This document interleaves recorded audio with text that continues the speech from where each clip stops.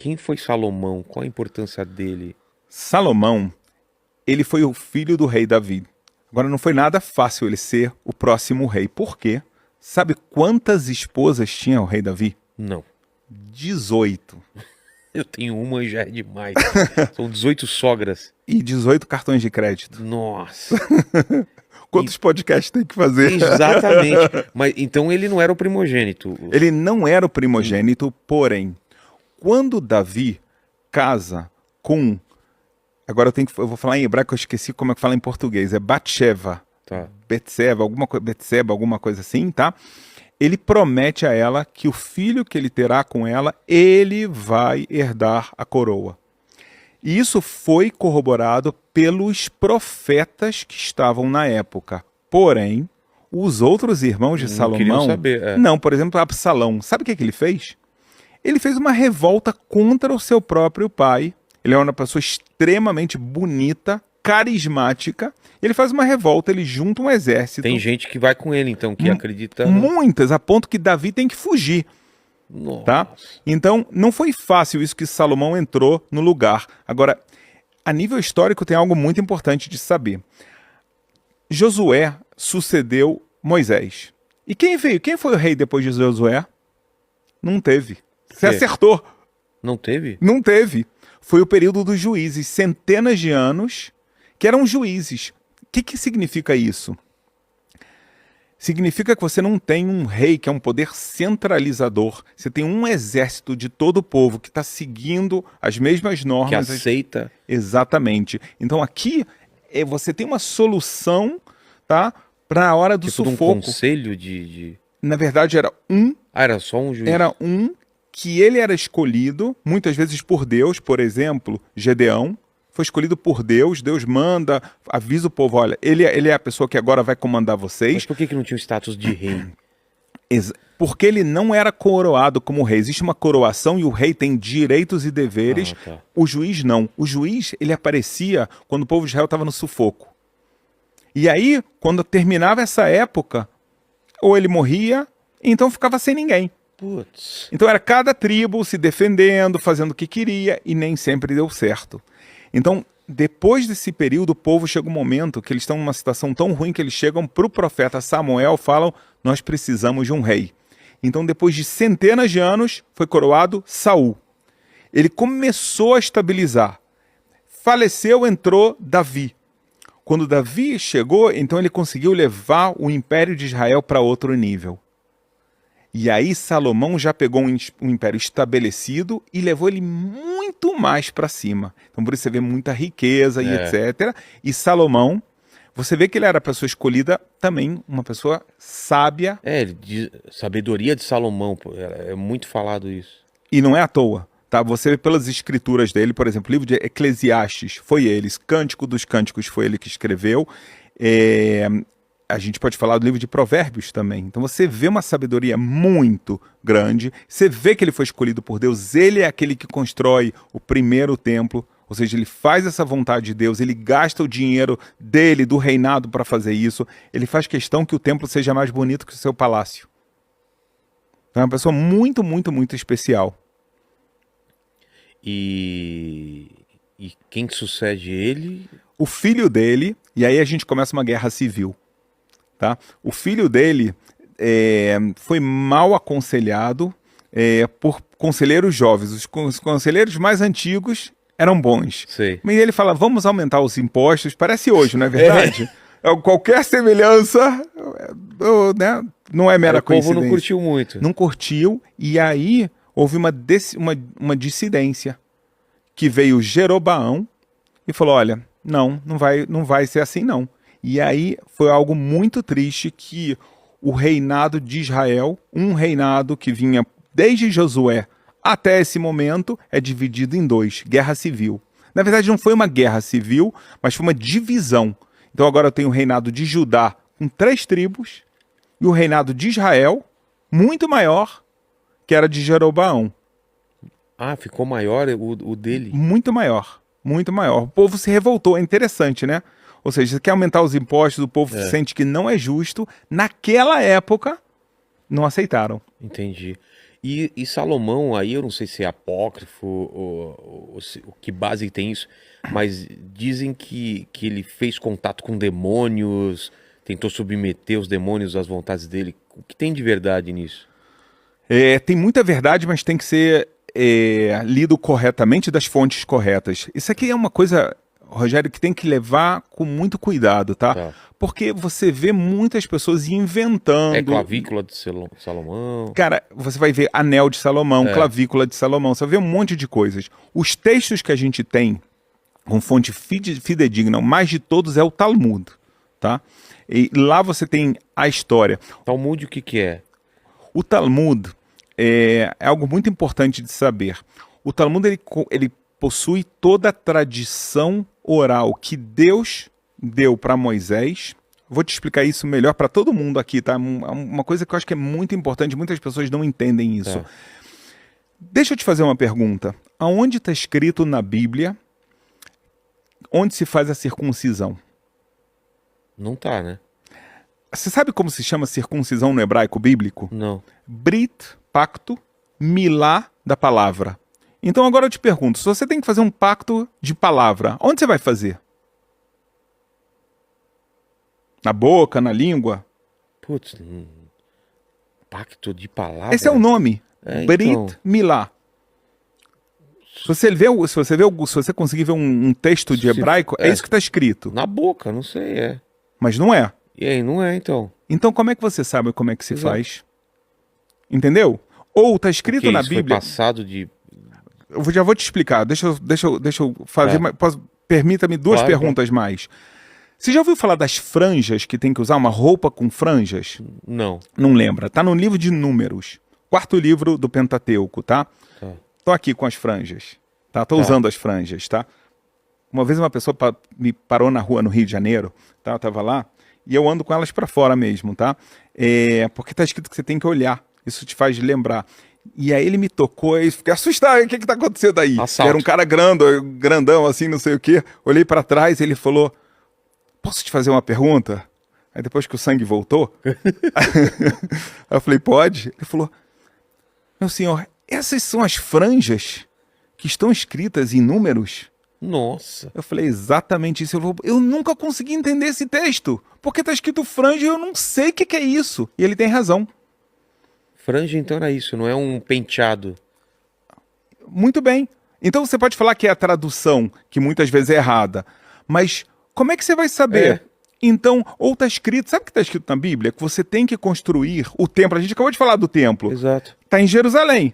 Mas olha no Pentateuco. Está escrito Jerusalém? Não tá? Não tem Jerusalém no Pentateuco. E aí? Sabe o que está escrito? Você tem que construir e levar as oferendas para o lugar onde eu escolhi. Será que é no Rio de Janeiro ou em São Paulo? Exato. Então, isso te mostra claramente, eu queria que as pessoas soubessem disso, que quando Moisés recebe a Bíblia, ele recebe ela com a explicação. Senão você não consegue entender como você faz o pacto da palavra, ou seja, a circuncisão. O que são as franjas? Ou está escrito sobre filactérios. Qual o lugar que Deus escolheu? Se você não tem uma tradição oral, então você não entende nada. Tradição oral é os antepassados passando de pai para filho. Deus deu para Moisés esse conhecimento. Moisés imediatamente ensinou os sábios e todo o povo de Israel também. Entendi. Os dois. E isso foi sendo passado de geração em geração. Chegou um momento... Nunca foi escrito. Chegou um momento que as pessoas ficaram com medo de se perder. E aí começou a escrever. Então a obra mais importante dessa tradição oral é exatamente o Talmud. Entendi. Agora entendi o que é Talmud. Então, dessa tradição oral, alguém falou, o pessoal entrou num consenso de vamos colocar isso de forma escrita. Escrita. Não é um texto simples, está em aramaico. Nossa. Tá? Anos e anos... São muitas regras? Muitas. Por Com exemplo? muitos detalhes. Me pergunta alguma coisa da Bíblia que você já viu. Mas lá tem a ver com costumes. Vamos falar do sábado? O sábado, eu ia falar em ótimo. Tá lá também. Claro. Deixa eu te perguntar. Tá. Eu estou te perguntando... Vamos lá. Tá escrito que você tem que guardar o sábado, o sabá, tá bom? Onde você guarda ele? Você tem um cofre na sua Não. casa? Então, como é que você vai guardar ele? Exato. O que significa guardar o sábado? Então- E lá no Talmud fala, Com todos os detalhes. entendi. Mas tem também o lance da tecnologia, coisas que não tinha naquela época. Como que faz essa adaptação? Porque Moisés não falou sobre micro-ondas, sobre elevador, sobre carro. E aí, como se adapta? A resposta é que o Talmud, ele é genial. Tá? Ele não vai te falar todos os casos, ele vai te dar regras. Tá. Então, quando você tem regras, você aplica elas a qualquer coisa que pode acontecer. Tá? São regras. Essas regras, outra vez, não são humanas. Foi o que Deus transmitiu a Moisés no Monte Sinai. Quando a gente conta como uma anedota, que Deus falou, Moisés, eu tenho algo incrível para te dar. Aí Moisés pergunta, quanto custa, Deus? Aí Deus fala, é de graça. Ele fala, então dá 2. Entendi. Então ele deu uma Bíblia escrita e uma Bíblia oral, a tradição oral. Então lá ele recebe todas essas explicações. Então Deus dá para ele regras porque Deus, que sabe tudo o que vai acontecer, então ele vai já, por exemplo, você falou, vamos falar de andar de carro. Na época de Moisés não tinha carro, mas nós sabemos que hoje em dia um carro, então ele tem energia, ele tem Motor a combustão, combustão, exatamente. Então você sabe que está escrito que você não pode acender fogo no sábado, está escrito na Bíblia explicitamente. Então você já sabe que não pode andar de carro. Mas por que não poderia acender fogo? Qual é a explicação? Tem alguma explicação? Claro Ou é só que uma sim. regra aí? Não, tem. Quantos dias Deus criou o mundo? 7. 6 e o E ele sétimo... descansou. mas Deus precisa descansar? Não, Ele não ficou cansado. não. Então o que ele fez? Ele parou de criar. Tá bom? Certo. Ou seja, Deus utilizou atividades criativas 6 dias Certo. e no sétimo ele parou de criar. Então quais são as atividades criativas? Aí a gente aprende na tradição oral. Tem 39 e uma delas está escrito explícita na Bíblia, que é não acender fogo. Tá. Isso é considerado uma atividade criativa, não é um trabalho. O tema aqui não é cansaço, são trabalhos criativos. Então, cozinhar é um trabalho criativo, acender fogo a gente acabou de falar, e tem uma série de outras regras assim. Entendi. Mas a gente começou a falar tudo isso por causa do Salomão e os Verdade, demônios. eu te enrolei, né? Não, mas eu não sei onde a gente se perdeu. Eu vou te falar, eu mas sei. voltando, tá. Eu sei. Tudo que eu queria falar é que a gente no Talmud tem essa história. Entendi. Então, Tem essa história? tem essa história. O Talmud contém, até posso falar qual o tratado que parece que não tem nada a ver, tá? Mas é por associação, um tratado que fala de divórcios, tá? Então lá conta a história que Salomão aprisionou o chamado chefe dos demônios. Mas ele não aprisionou ele à toa, não é porque ele queria ter um cavalo e subir em cima do cavalo, e sim porque ele tinha um segredo de um animal que era necessário para a construção, do grande templo. Um animal chamado Shamir. Você pode ver no nosso canal, a gente tem um vídeo no Contraste, que a gente fala sobre os animais bíblicos. Por exemplo, tem o Leviatã. Leviatã é uma besta do mar, assim, alguma coisa assim? E ele tem um significado metafórico assim fantástico. Então, um desses animais se chamava Shamir. Qual era a propriedade dele? Ele era capaz de esculpir uma pedra muito melhor do que qualquer instrumento, né? Seria como uma coisa de diamante hoje em dia, que você corta qualquer... demônio que faria? Não, então ele sabia onde tinha.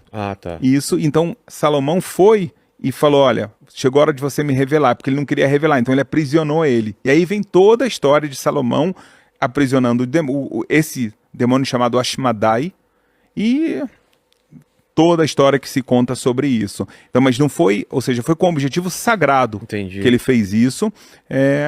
Não foram 72 demônios, então? Então existe também a história principal é Ashmadai. Esse é o principal. Só que ele não é o único demônio. Acho que a gente tem que dar uma explicação pro pessoal aqui. O que é demônio? Exato. Não é Lúcifer. O que é Lúcifer? O anjo caído. Mas existe anjo caído? Depende da tradição. Vamos deixar isso aqui, tá? Porque também não é uma coisa clara. O que é demônio? O que é demônio? Deus, na Bíblia, você vê anjos, verdade? Certo. Por exemplo, o livro de Daniel fala claramente que está lá Miguel. tem o anjo Arcanjos, Gabriel. querubins. Exatamente. Então a gente tem. Tem uma hierarquia, uma hierarquia. São 10, só para você saber. Tá? Ah, é? É. Tem uma hierarquia de 10 tipos de anjos que eles têm missões. Eles são enviados por Deus sem livre-arbítrio. Eles não têm livre-arbítrio? Sabe por quê?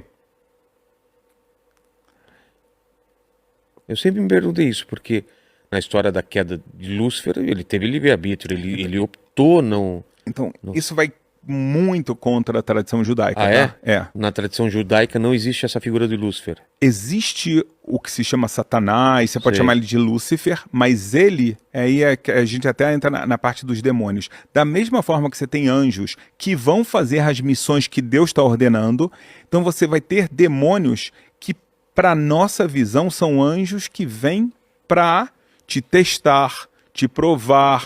São missões, vamos falar, para a gente negativas. Então, vão ter também categorias e hierarquias de demônios. Entendi. Lúcifer, Satanás, ele é um demônio criado por Deus. Uma das missões dele é chamado de anjo da morte.